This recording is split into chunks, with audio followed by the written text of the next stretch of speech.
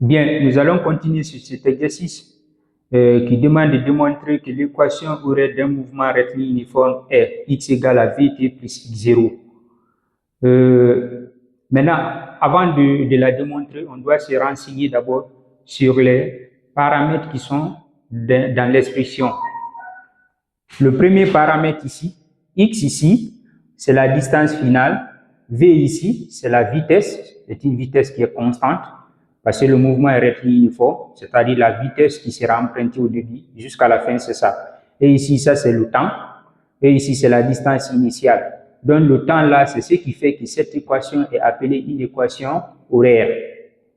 Maintenant, pour la démontrer, si nous parlons des caractéristiques du mouvement rectiligne uniforme, on dit toujours que la vitesse est une constante, donc on se base sur la vitesse. Donc si on veut aussi démontrer l'équation, on doit se baser sur la vitesse. Bien, donc je vais dire quoi? Par définition, la relation entre la vitesse et la distance, la vitesse égale la dérivée de la distance par rapport au temps. Bien, c'est comme si on parle de la notion de primitive et la notion de la dérivée.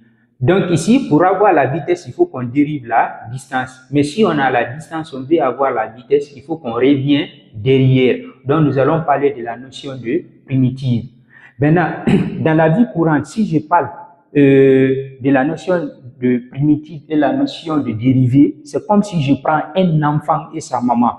Donc, si je prends l'enfant, on me dit de trouver sa maman, là, je dois chercher les références derrière. Donc, ça, c'est la primitive.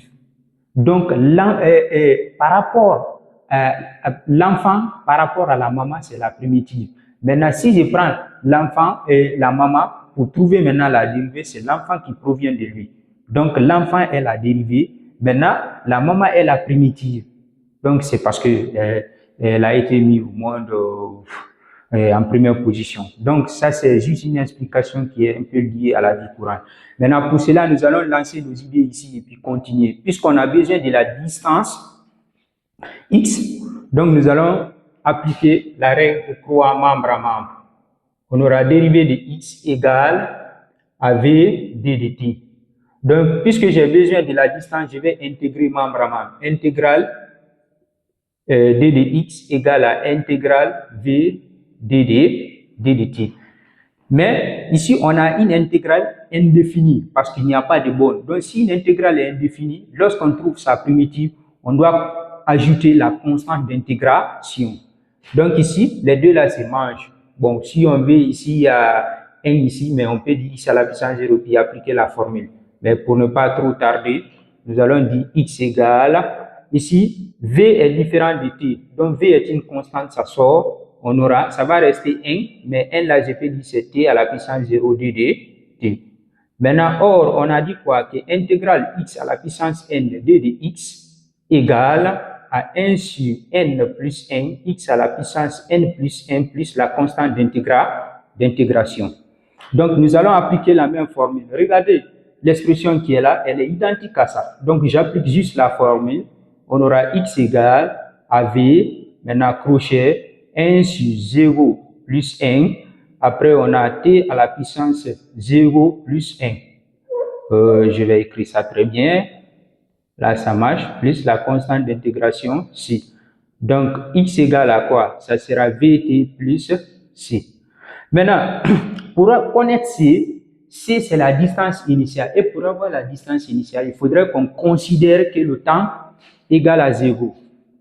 Donc, on va dire à t égale à 0, on aura i0 égale à v facteur de 0 plus c.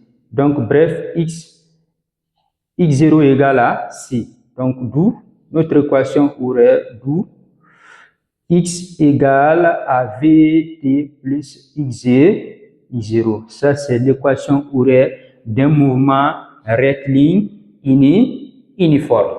Donc, c'est la même chose, nous allons aussi appliquer, c'est-à-dire la même méthode pour démontrer pour les mouvements rectilignes uniformément accélérés. Bref, bon, c'est ainsi prend fin cet exercice Et n'hésitez pas toujours, si vous avez des questions, vous pouvez me les laisser pour que je puisse les détailler dans les prochaines vidéos. Merci.